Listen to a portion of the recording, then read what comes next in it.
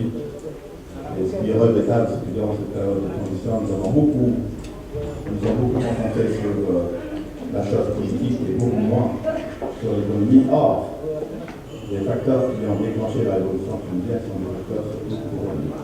Et il y a en particulier deux facteurs: le chômage qui sévit dans le pays et la disparité en termes de développement entre les régions d'époque, frontières et la région de l'intérieur. Pour ce qui est du chômage, nous avons aujourd'hui à peu près 800 000 chômeurs en Tunisie, dont à peu près 325 000 qui ont des diplômes universitaires. C'est immense. C'est vraiment ça de la Tunisie. Des jeunes qui aspirent à une vie meilleure, surtout dans les régions de l'intérieur, où le taux justement de chômage peut atteindre jusqu'à 40%. Ces jeunes donc, qui aspirent à une vie meilleure mais qui ne trouvent pas d'emploi, donc qui sont désespérés. La problématique du chômage a une seule solution, il n'y en a pas d'autre. La solution, c'est l'investissement. Et quand on se pose la question de savoir qui doit investir, la réponse a toujours été, depuis presque l'indépendance, que c'est l'État qui a la solution. Alors, effectivement, l'État en Tunisie est le plus grand employeur et le plus grand investisseur. Mais quand on étudie de près le budget de l'État, on se rend compte que ses capacités sont plutôt faibles. Pour vous donner un exemple, le budget d'équipement aujourd'hui, qui est de l'ordre de 3 milliards d'euros, est presque dépassé par ce que l'État dépense sur la compensation et les subventions. Donc imaginez une situation où l'État dépense plus sur la compensation que s'il dépense sur l'investissement. Et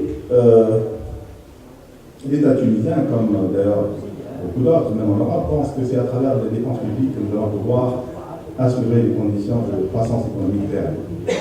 Il s'avère que ceci n'est pas vrai. Que l'État a certes un rôle très important à jouer, surtout en matière d'investissement dans les activités sociales et l'infrastructure par exemple. Mais l'investissement le plus important, celui qui crée les conditions de richesse, c'est l'investissement privé, c'est-à-dire l'investissement marchand. Quand on regarde aujourd'hui le tissu économique tunisien, on se rend compte que 99% des entreprises, 99% sont composées de TPE, des entreprises et de PME. Et c'est un constat très important. Parce que la question que je pose, est-ce que la politique qui a été élaborée historiquement et qui est élaborée aujourd'hui répond à cette donne fondamentale? Les TPE, par exemple, aujourd'hui, il y en a à peu près 325 000 en Tunisie recensés. L'estimation est que le nombre est peut-être le double, peut-être même le triple de cela. Et la plupart de ces entreprises travaillent dans le secteur informel. Aussi, il faut se dire qu'il est très important d'élaborer une stratégie très percutante pour justement adresser la problématique des TPE à un moment où on essaye justement de les intégrer dans le secteur formel. Pour ce qui est de la PME, la problématique se pose d'une autre manière. Et avant de vous dire comment, la PME, c'est-à-dire si on prend l'univers des PME et des grandes entreprises, les PME représentent à peu près 80% de cet univers. Mais ne jouissent que de à peu près 15% des concours bancaires. Autant vous dire que c'est une aberration de taille.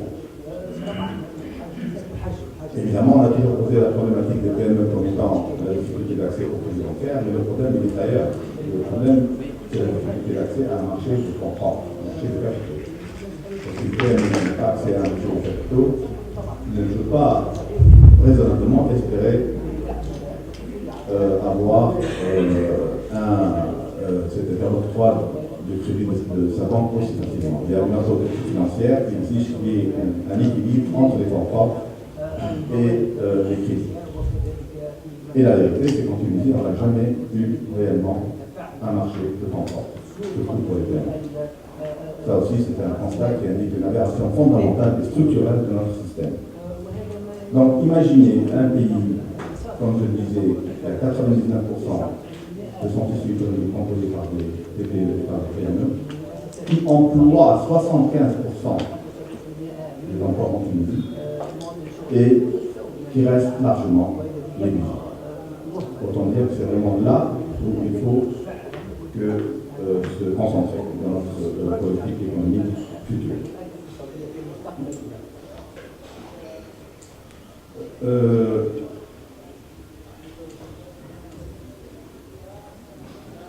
La question maintenant, c'est de savoir si le système financier tunisien répond justement à cette donne et a atteint un niveau qui puisse tirer l'économie vers le haut, c'est-à-dire qu'il puisse répondre aux besoins des différents opérateurs sur toute l'échelle de création de valeur. Et la réponse, c'est que c'est une réponse plutôt mitigée. Par exemple, le système bancaire tunisien aujourd'hui est caractérisé par une dichotomie entre les banques privées et les banques publiques. Cette dichotomie, évidemment, est un élément très contraignant dans son développement. Pour vous donner un exemple, les banques publiques sont régies par deux lois, la loi bancaire et la loi qui régit la fonction publique, alors que les banques privées ne sont régies que par une seule loi qui est la loi bancaire. Autant dire que les banques publiques ont toujours été handicapées dans leur politique, surtout dans leur politique en matière de ressources humaines. Et que c'est une considération qu'il faut absolument adresser le plus rapidement possible. Je suis conscient du fait qu'aujourd'hui il y a un effort, il y a des efforts fournis par la Banque centrale et le ministère des Finances pour restructurer les banques publiques et pour leur donner des outils et les atouts nécessaires pour qu'elles puissent justement opérer dans un système qui récupère un système concurrentiel. D'autre part, quand on parle du système financier, on parle de l'ensemble des activités du système, c'est-à-dire non seulement le système bancaire, mais aussi le marché financier. Et le marché financier en Tunisie est plutôt faible. Pour vous donner un exemple, on n'a pas encore en Tunisie un vrai marché de capitaux, c'est-à-dire un marché à travers lequel les opérateurs économiques puissent lever les financements nécessaires, surtout en moyen et long terme. Les banques commerciales sont très timides en matière de crédit en moyen et long terme parce qu'elles sont assujetties à des règles prudentielles qui sont imposées par la Banque centrale et les banques commerciales généralement accordent des crédits à court terme. Donc, pour un pays qui a besoin d'investir dans l'infrastructure, pour un pays qui a besoin d'investir dans de grands projets, ne pas avoir un marché financier qui permettrait à ces opérateurs de lever des capitaux sur le moyen et long terme est un handicap majeur. Surtout que, historiquement, nous avons eu recours au marché international. Et la Tunisie glissait d'une notation investment grade qui permettait non seulement au gouvernement, mais aux opérateurs économiques de lever le financement dont ils avaient besoin en devise. Le problème aujourd'hui, c'est que ni le gouvernement, ni les opérateurs privés ne peuvent avoir accès à ce marché, vu que la notation a dégradé de manière assez notable. Donc vous voyez bien qu'il y a un vrai défi. Le défi de ne pas pouvoir lever des capitaux en Tunisie, c'est-à-dire en continent tunisien, et inviter les investisseurs institutionnels tels que les fonds de pension, les compagnies d'assurance et autres à participer à ce marché. Et en même temps, il y a un handicap majeur concernant l'accès des opérateurs économiques tunisiens sur le marché international, qui fait que nous sommes aujourd'hui dans l'obligation, très rapidement, de restructurer notre système financier pour que nous puissions justement mettre en place des mécanismes et aussi des mécanismes de ce qu'on appelle couverture des risques de taux, des risques d'échange, pour que nos opérateurs puissent lever les capitaux nécessaires dont ils ont besoin pour financer leurs projets. Un mot sur la situation économique, macroéconomique. S'il y a deux indicateurs que je peux vous donner qui vous permettraient de suivre la situation économique de n'importe quel pays. Ces deux indicateurs, c'est l'inflation et le déficit ou le surplus du concurrent de la balance du paiement. En Tunisie, malheureusement, durant la période de transition, nous sommes en train de vivre, nous continuons à vivre, ces deux indicateurs sont plutôt mal partis. Dans le sens où l'inflation est aujourd'hui estimée officiellement à 6 ou 4%, mais les avis convergent sur le fait que l'inflation est très probablement à 2 chiffres en Tunisie. Et pour ce qui est du déficit de la balance courante, elle se situe aujourd'hui à 8%. Le déficit de la du compte courant est un indicateur du pouvoir d'achat d'un pays. Donc un pays qui n'a pas le pouvoir d'achat nécessaire pour importer des équipements et évidemment se trouve dans une situation difficile, surtout que les exportations n'augmentent pas de la manière dont on aurait souhaité. L'économie tunisienne, en fait, est une économie qui a toujours été caractérisée par le fait que c'est une économie de transformation.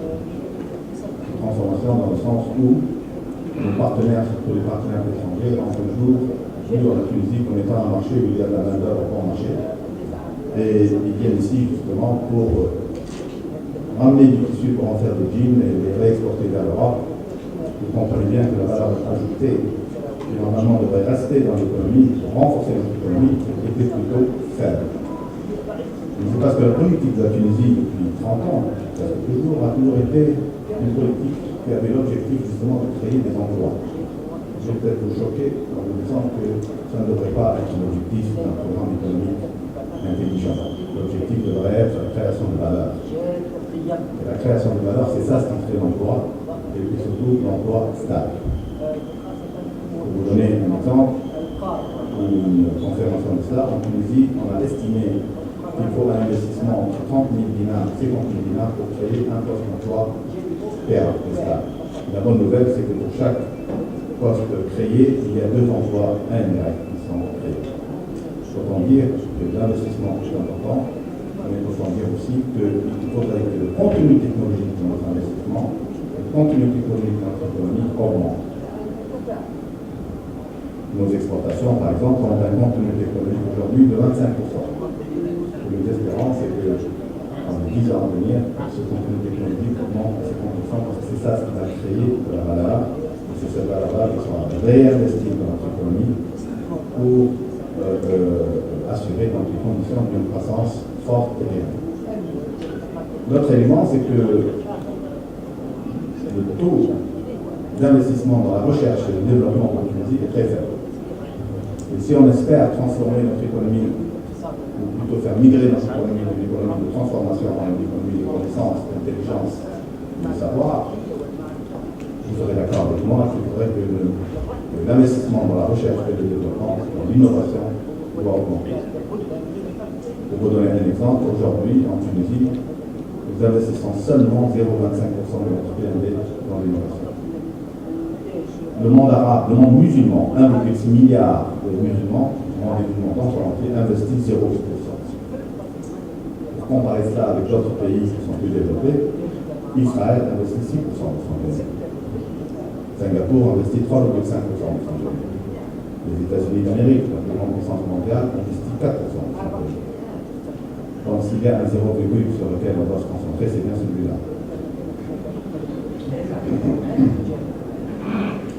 Donc là, c'est quelques flashs un petit peu des défis de notre pays. Je reste optimiste personnellement sur notre capacité à rembourser les vapeurs et à régler nos problèmes économiques, mais pour cela, il y a des conditions. Il y a des réformes très importantes qui pourraient mener presque dans tous les domaines.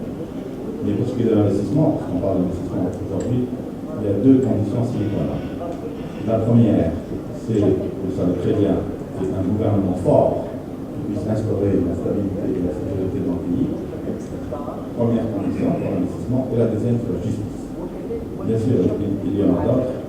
Il y a un effort. Ce que nous souhaitons, c'est qu'une fois qu'on aurait dépassé cette phase de transition pour entrer dans la deuxième phase, et je l'espère, la phase de consolidation démocratique, nous allons avoir, j'espère, un gouvernement fort, c'est-à-dire qu'il puisse exercer sa force coercitive pour assurer la sécurité, une sécurité généralisée dans le pays. C'est ça ce qui va comporter les investisseurs, surtout les investisseurs étrangers.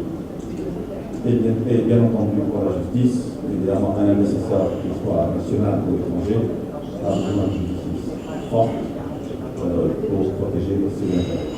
C'est surtout le cas pour les investisseurs étrangers, la raison pour laquelle aujourd'hui il n'y a pas un niveau d'investissement étranger très important. Ce ne sont pas les opportunités qui manquent, c'est que justement il y a une crainte que ces conditions-là ne soient pas encore réunies. Espérons que ça va changer dans le temps. Ceci nous mène à parler d'un sujet qui est capital, qui est quelle est notre stratégie en matière de diplomatie économique. J'ai animé une conférence il y a quelques semaines pour parler longuement de la stratégie qu'on peut mettre en place pour la diplomatie économique. Mais ce que je dois dire aujourd'hui, c'est qu'il y a une bonne nouvelle, il y a une mauvaise nouvelle. La mauvaise nouvelle, c'est qu'on n'a vraiment jamais eu une stratégie de diplomatie économique. Et c'est ça la bonne nouvelle, peut-être. La bonne nouvelle, c'est que justement, au lieu de détruire pour reconstruire, aujourd'hui, nous avons une chance de construire une vraie diplomatie économique. Parce que je suis convaincu personnellement que la diplomatie économique est un facteur absolument essentiel dans notre stratégie économique future. Surtout que la Tunisie, comme ça a été dit plusieurs fois ce matin, continue à avoir l'ambition de retrouver sur le monde extérieur, continue à avoir l'ambition d'inscrire son action dans l'universel. La Tunisie comprend bien que les enjeux aujourd'hui, à l'échelle globale, à l'échelle mondiale, sont des enjeux très importants et qu'on ne peut pas avoir une stratégie économique percutante si on ne prend pas ces enjeux en compte. Les grands pays l'ont compris. Les États-Unis ont aujourd'hui une stratégie très sophistiquée en matière de diplomatie économique. Ils ont intégré ça réellement dans leur opération presque quotidienne.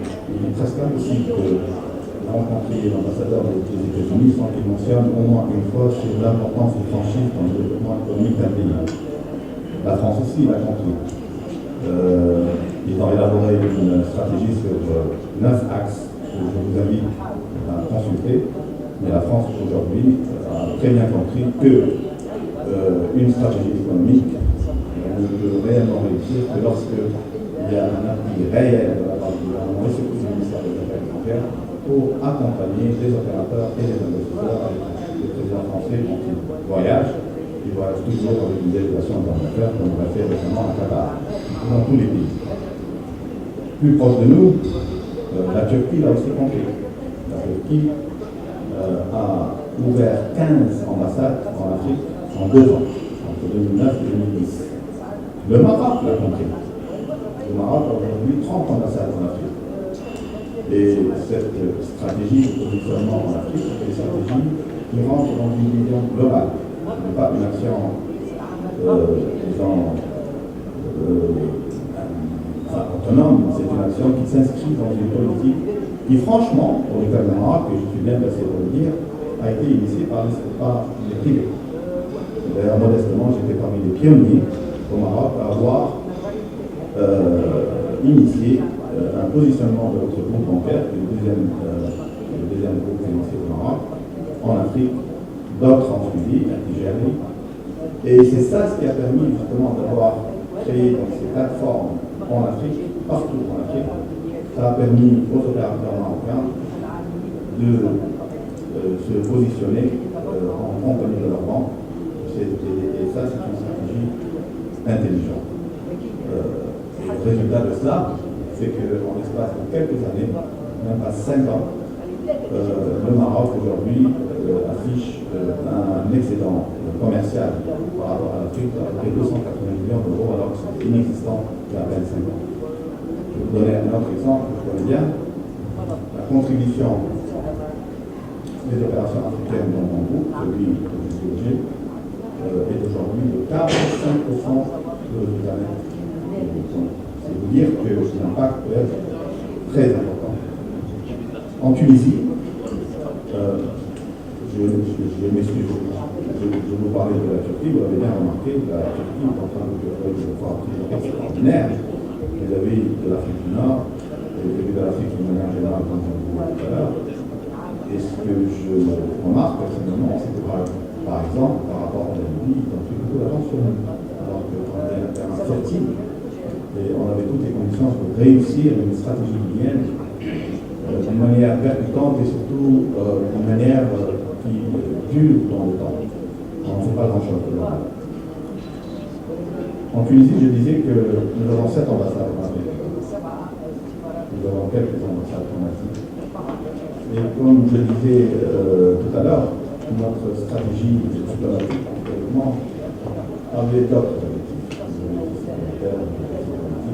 rarement objectifs économiques. Le jour où un ambassadeur se met devant un groupe d'entrepreneurs tunisiens et il leur dit effectivement, produisez et je vous aiderai à éprouver votre marchandise, on aurait réussi le pas. Malheureusement, on est très loin. C'est la raison pour laquelle je pense qu'il est temps, aujourd'hui, de commencer un travail de réflexion très profond pour décider de quelle stratégie économique, pour décider quelle stratégie économique nous devons poursuivre, de diplomatie économique j'entends, et qu'est-ce qu'il faut faire de manière pratique, quel est le plan d'action qu'il faut mettre en place pour que nos consulats, nos ambassades, les chancelleries un peu partout dans le monde, puissent réellement, non seulement comprendre que c'est une mission stratégique et critique pour le pays, deuxièmement, leur donner les moyens de réussir cette politique, surtout en matière de ressources humaines. Quand j'étais ministre, j'ai créé l'Académie des finances. On n'en parle pas assez. Et j'avais comme ambition, en créant l'Académie des finances, entre autres, de permettre à des diplomates, aux jeunes diplomates, de suivre les cours pendant 1 mois jusqu'à 3 mois, pour qu'ils puissent se familiariser avec la chose économique, financière et commerciale, afin qu'ils puissent jouer leur rôle justement d'éclaireur, au moins d'éclaireur. Surtout, comme je le disais, les enjeux sont devenus très très importants et on parle souvent des risques systémiques que la Tunisie a avec l'Europe. Quand l'Europe prend froid, c'est la Tunisie qui tousse sur cette tour noire. Mais en même temps, il y a des opportunités aujourd'hui extraordinaires, en Europe même, qui dépassent le cadre commercial, c'est-à-dire les exports vers l'Europe. On peut aujourd'hui acheter des entreprises européennes pour, par exemple, avoir accès à un circuit de distribution qui aurait été beaucoup plus difficile d'accès. Et c'est vraiment ça le genre d'opportunité que nos diplomates en Europe ou ailleurs peuvent et doivent identifier pour les opérateurs tunisiens en gardant le contact avec les associations professionnelles et en leur donnant des informations qui peuvent être extrêmement utiles à leurs adhérents et à leurs membres. Et c'est vraiment ça, c'est cette dynamique qu'on veut créer qui va donner des opportunités très très importantes pour l'entreprise tunisienne, qui malheureusement, historiquement, a été timide dans les gens qu'on connaît, surtout sous l'ancien régime. L'initiative, surtout quand elle réussit, fait peur à nos entrepreneurs. C'est pour ça qu'ils ont préféré historiquement garder la tête sous l'eau. Et aujourd'hui, il faudrait qu'ils relèvent la tête, qu'ils mettent de côté le syndrome d'Ina qui a caractérisé leur action, et qu'ils commencent à voir le monde pas seulement comme étant une opportunité de vente, mais une opportunité d'investir, ça va aller dans les deux sens. Et dans ce cadre-là, d'ailleurs, il y a un fonds qui va être lancé par la Caisse de dépôt et de consignation, que j'ai eu le plaisir de créer quand j'étais ministre. Ce fonds-là, c'est un fonds qui aura pour objectif d'accompagner les investisseurs européens qui viennent en Tunisie, mais d'accompagner aussi les investisseurs tunisiens qui veulent aller en Europe, en Afrique ou ailleurs, parce que l'investissement n'est pas important dans un seul sens, il doit aller dans les deux sens. Il faudrait que l'entreprise tunisienne puisse avoir l'ambition aujourd'hui d'aller explorer le monde, chose qu'elle n'a pas faite. Et il est temps aujourd'hui que les entrepreneurs se réveillent parce que le monde est devenu un village et il faut absolument qu'on retrouve notre place dans ce village. Je vous remercie. Merci, Monsieur le Ministre, pour cette excellente présentation des défis économiques et financiers de la Tunisie. Maintenant, j'invite Monsieur le Ministre Tessérin à partager avec nous l'expérience de l'intégration du